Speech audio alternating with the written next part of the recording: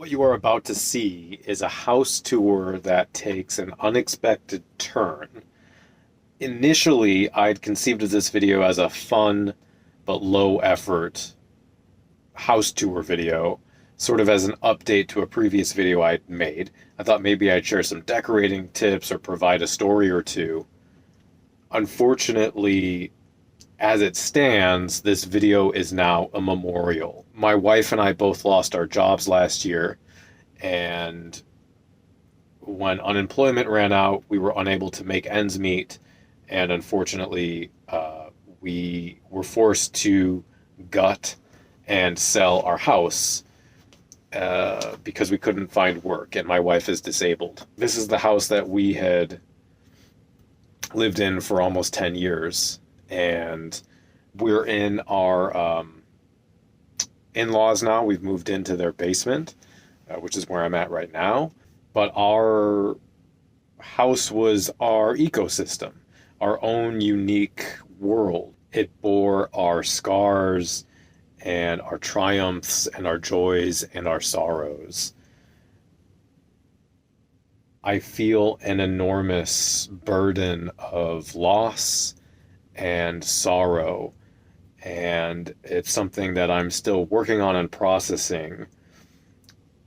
But I hope what you'll get in the short video is a look at our life, and I'm going to intersperse some like little home family videos that I made just for us throughout the tour, because it is really a funeral in a way. It's sort of a celebration of our lives and what we've lost. And I hope that in some small way this can maybe serve as a reminder to take that perspective on life, to really be in the moment and appreciate the moment that you have now. I didn't always think that there would be an after. You know, I thought that was where we were going to live. That was our space, our home, our sanctuary. If anything, I'm hoping to take from that the perspective of remembering that like each moment is a memory and something my future self will hopefully look back on fondly. So in that way, I hope I can make the most of the time that I have. So that's this quick, low-budget introduction in this office. But I hope the video is still kind of fun and documents, at least for me, where we came from and where we might be going. Hello and welcome to a quick house tour vlog. Hang on, it's 2024. Do people still say vlog? I don't fucking know. But I realize I have this house tour video on my channel still from like 6 years ago, which was probably about a year after we moved in. And we have changed one or two things since then. So I thought it would be fun to do a quick little Goth house tour video for you all.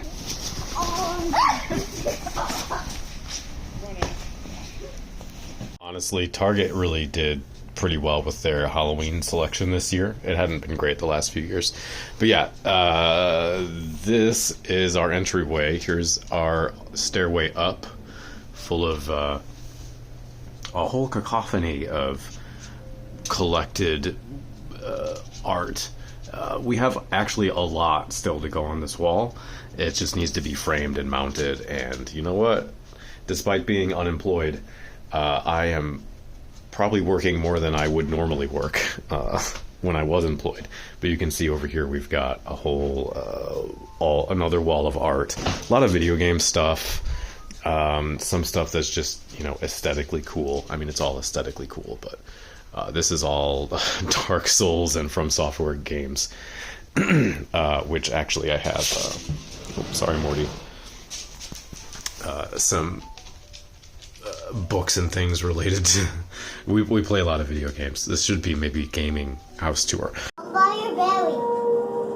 See? Look, I'm by your belly. See? Look down. There I am. She can't see you, bud. Or see. She can only see the game. I see looking. Here's our dog. One of our dogs, Morty. Here's our other one, Lily, who is mid-shave. She kind of was overdue for a shave, so that is happening right now. We've got our ferrets up here. Susie, Gideon, and Ghost are all up there still with us. And, so just some little things around here. We've got, that's our wall. I don't understand how you lose that every single time. Ow. Let me just stand on my I'm a witch. Yeah, okay.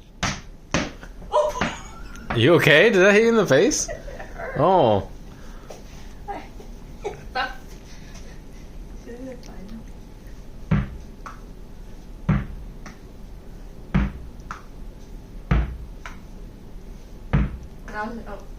It's like she knows I'm filming her. Anytime I buy my wife flowers, once they die, they get strung up and they look quite beautiful. Of course, here we have our kitchen table with the old Halloween tablecloth. Now look, our house is picked up, but it's not clean by any means, but we're also real humans, right? So I'm not an influencer. I don't have hours of free time every day to just, we have 2 dogs, 4 cats, a child, and chronic disabilities. So this is a real human house with real humans that live here. A lockpick and oil in there, so I went to grab it. And just a giant circular thing that looked like a meatball with stitches on it came out of the fucking well. And it turned around and had a face. They just ate me alive. What is the name of the meatball from Aqua Team Hunger Force? Yeah, I don't remember. And after I died, it said I know what you're talking about. Yeah. Kind of looks like that. Sorry. After I died, it said that if you move, it goes towards you, so you can't move. And how you do Like a T-Rex. Well, it probably goes away after a while. Oh, okay. Like a T-Rex.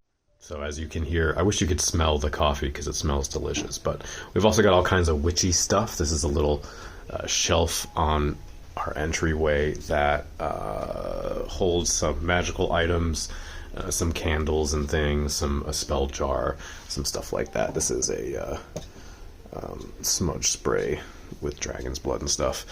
If we go upstairs, we have this. We just put in these candles, but we have I can turn these on and off with my wand. But we have this ridiculous hanger.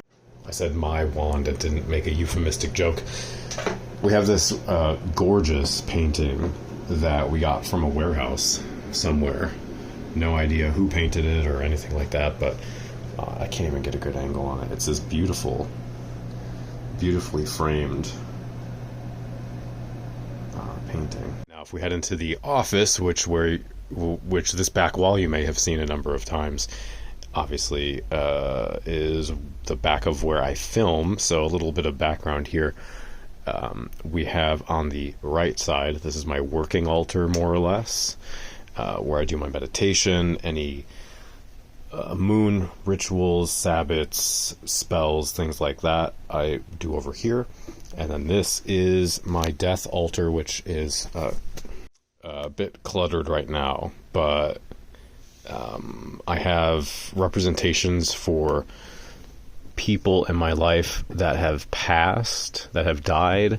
My grandparents' ashes are in here, for example, and I'm not going to go through all the representations just because this is kind of a more personal space for me. But then I've got, shit up here that I can grab. Lots of oils, I got stuff from Siphonhexe. I'm sure I'm mispronouncing that, who did the Cemetery Confessions scent. All my herbs and things are over here that are labeled that I can use.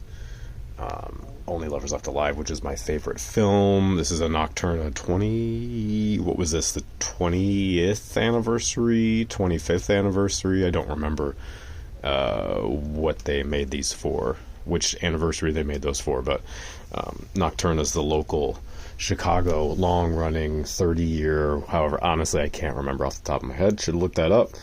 But Nocturna in Chicago, if you're ever there at the Metro, go check it out. It's the big party every other month. I have all kinds of things. This is probably also pretty special. This is from a listener from the Requiem podcast and also Cemetery Confessions from years and years ago. I was trying to look for a date, but I don't see a date. I don't remember the year that was sent to me, but that was a photograph they took. Oh, I see my face. Oh, really? Alright. A snake. No. I'm doing. There's a dead. A caterpillar. A worm. Yeah. It is? Yeah, it's a worm. I don't even know how to act that. Skip it. I don't know how to act. Make a noise. Does it make a noise? I don't know what a noise. Okay.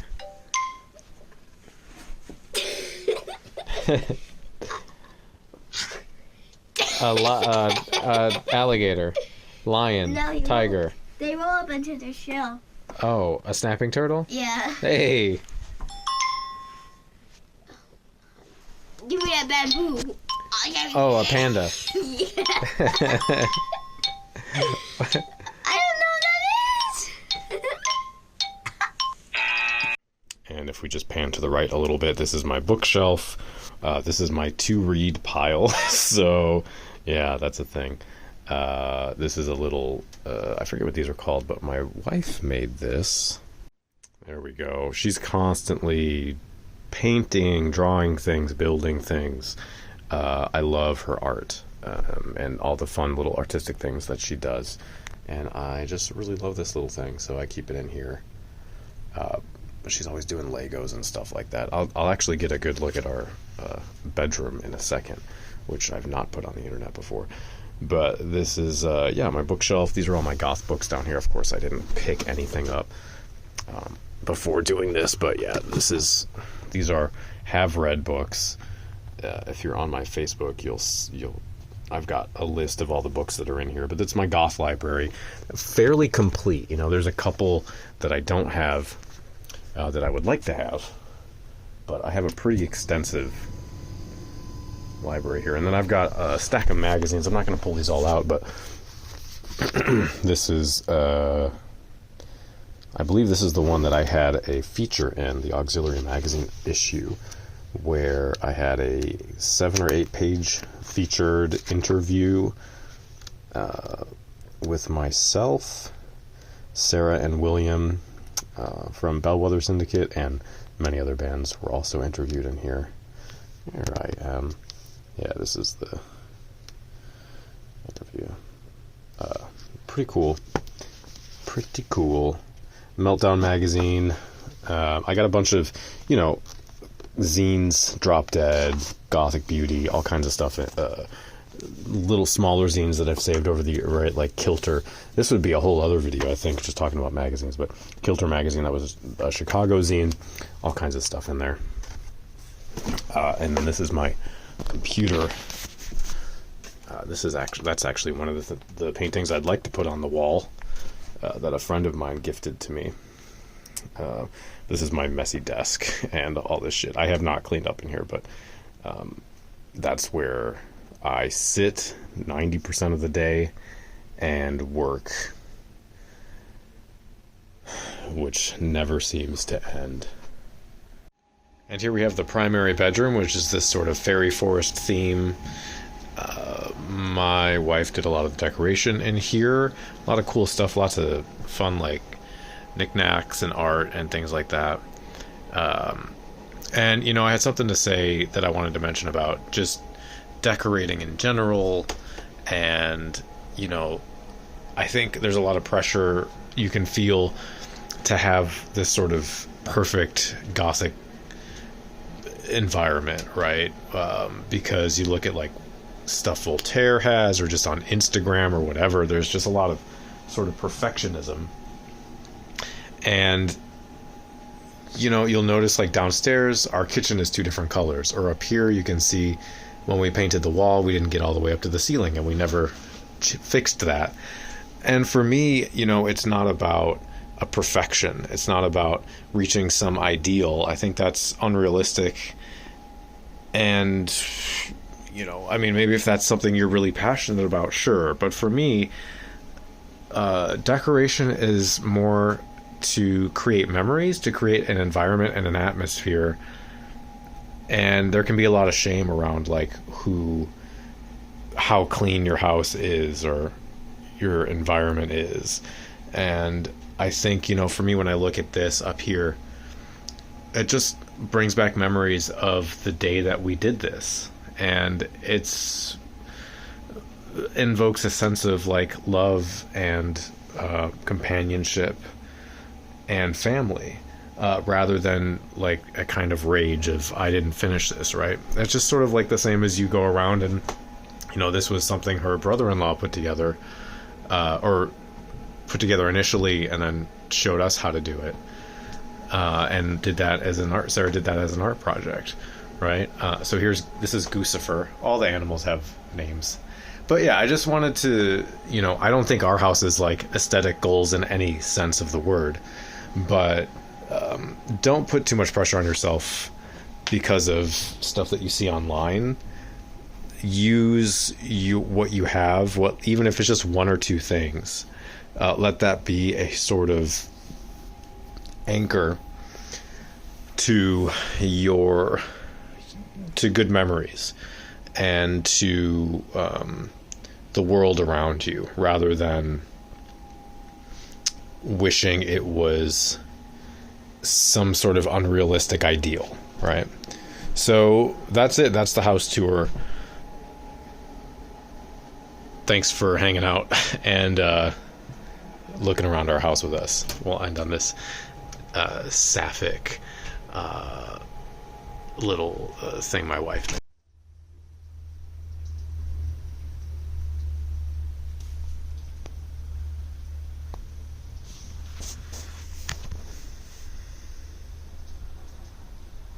And what a difference. Now, before I share any commentary, I just want to say I am aware that this is a privilege, despite the circumstances of the fact that we had to move out against our will, and everything I'm about to say.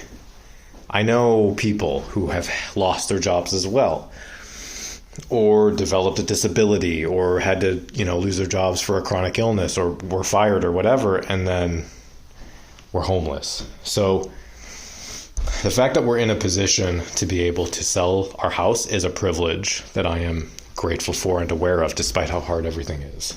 But here we are. We spent 9 years living here as a home. We didn't buy this for a rental property. We were looking for a home to raise our son and to love each other, to develop our own ambiance, our own family, our own vibe. And we did that. It was hard fought. It was lots of struggle, lots of pain, lots of growth, lots of confronting trauma, and learning how to be in a relationship and build our family and break generational traumas and survive on our own and all of these things. And towards the end, we really truly came to a place where we felt like we had created our own life. And that was taken from us, unfortunately.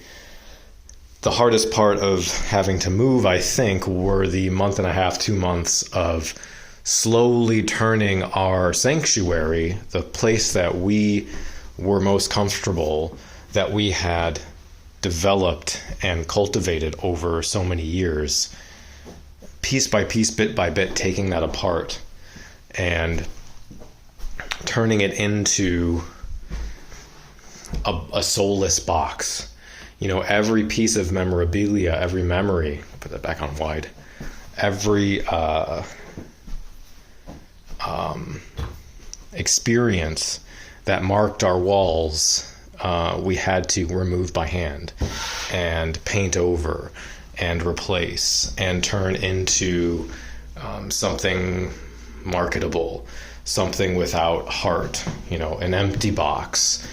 And all the while knowing that this happened because of the corporate greed of capitalism, at least for my job.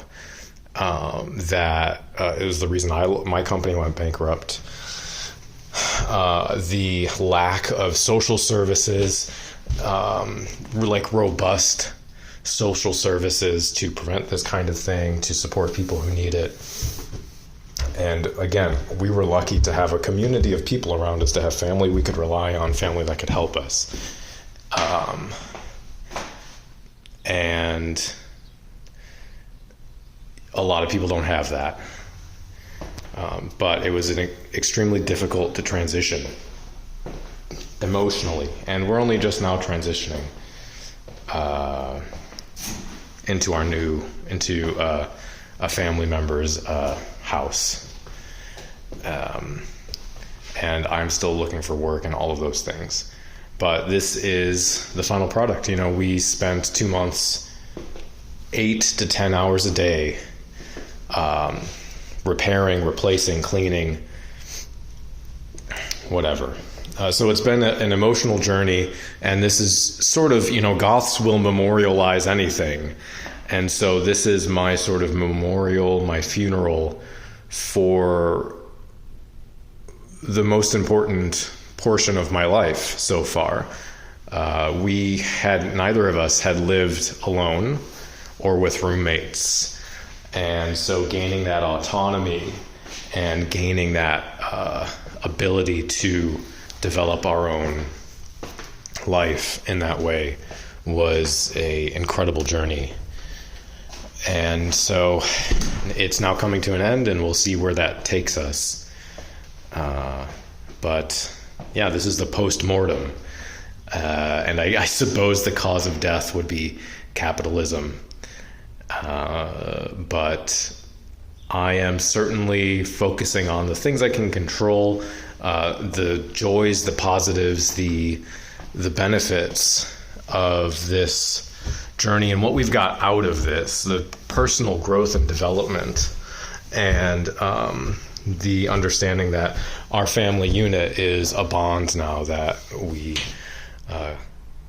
an unbreakable bond. And that's what it is. Life is change. Life is nothing if not change. And that's why people are so afraid of death in a lot of ways. It's just another change. Some changes are larger than others, but a lot of the ability to adapt through pain and trauma, to survive through it, is to learn to be adaptable and flexible. The sort of Buddhist notion that life is nothing if not suffering. And a lot of suffering can come from change. There's suffering we can control and suffering we can't. And we have to accept the things that we cannot change. And fight for changing those injustices, fight to change the systems that create that suffering. So there we are. That's my video that I had intended to put up in October, and it is now not October, and this won't be going up until after the home is sold. I hope whoever lives here can make as many memories as we did, and build a beautiful life for themselves. And that's it. So I will not be disappearing. We are moving, but the podcast will continue, and hopefully I can make some more YouTube content in the future as things start to settle down. So thank you for going on this journey with me, especially those of you who watched the transition from a basement to this house on YouTube, and then the complete renovation and slow development of what became the backdrop for Cemetery Confessions in this room. Back to now the same basement. So we'll see what happens. But thank you all for listening and being part of our family in in a small way, in a small but not unimportant way.